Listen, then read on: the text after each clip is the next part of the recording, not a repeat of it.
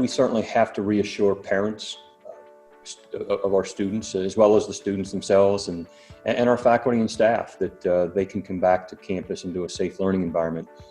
There's a lot of conversation right now across the country among all the university leaders about testing, the value of baseline testing everyone at the start of the semester, or a sampling method that would be used, so random sampling of testing, and then how do you handle follow-up testing, and at what intervals do you do that follow-up testing. So again, we have incredible faculty scholars in this area that are guiding our decision making.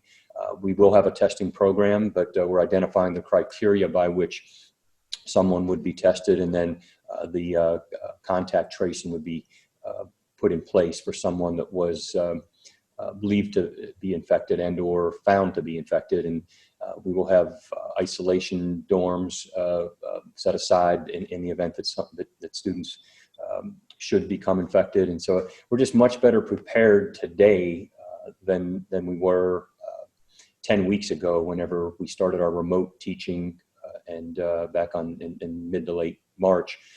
And we still have 10 weeks until the start of the semester. So I think we'll be even better prepared by then for what will need to be put in place. We've been running through scenarios, doing some tabletop exercises with our leadership team to think about how we'd respond in a certain situation, and when we would need to take one of those off ramps that would be a pivot point for us to either deliver instruction entirely remotely, or to vacate a certain classroom or dining hall if there seemed to be a situation where there were a cluster of some cases, positive tests.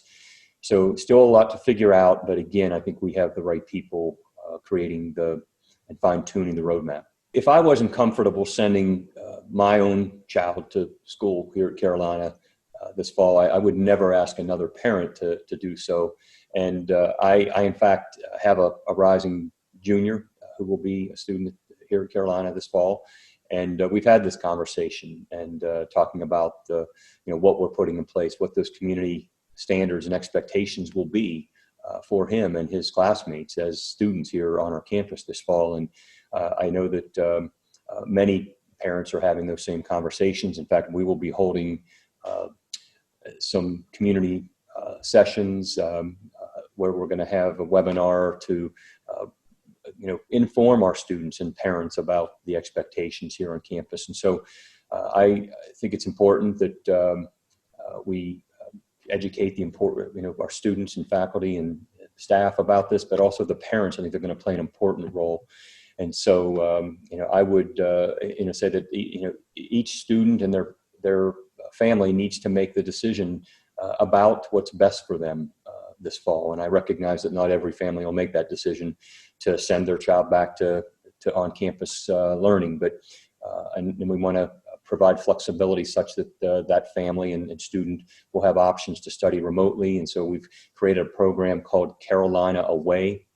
It'll be predominantly for first-year students, but we're still working out the details, but it will allow them to earn credit hours that they would otherwise be earning here on campus, mostly general education requirements.